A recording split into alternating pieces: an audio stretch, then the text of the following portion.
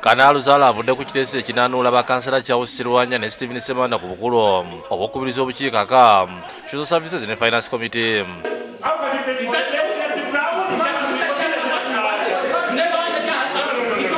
Speaker Abdul Mayanja akubiriza olukiiko mbwakiriza ekiteese kino kigattibwe ku biteese ebisoose okwangibwakira Julius Ntege wano oluyobo lubalukiddewo.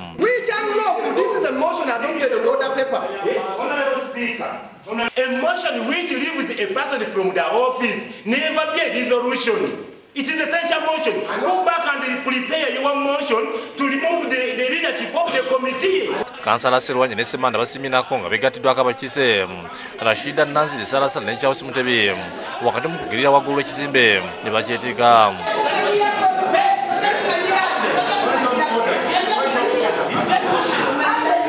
Abakiise abalala bambalidde nga balengeza nti obukulu bwe bawomedde nnyo no Kansala Salasala ne Sirwanja bwe balumbidde Kanaani bamugajambule.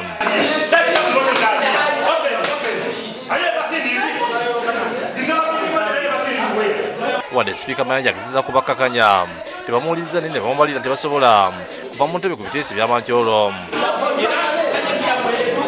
Beevumye nga abakozi ba gavumenti abakulira mukama waabwe Frida Nabirye gattako omuduumizi wa poliisi babeegesa amaaso.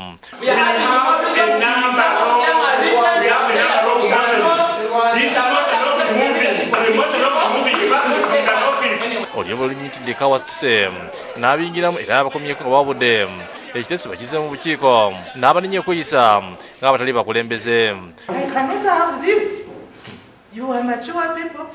Who are representing the people? Yes. Is this how to behave?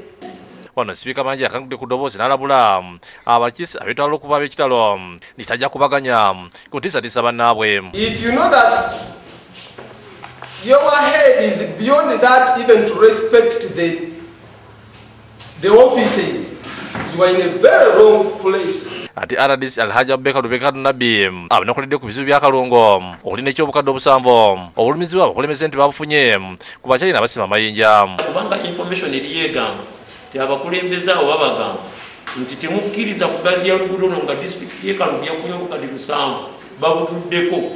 Nze nayingidde mu office wetamuza deputy wekoyina olusango naye nga simanyi. Ssenabulya Baagalayina yakusakidde eggulu eno ku lwa Bukedde TV.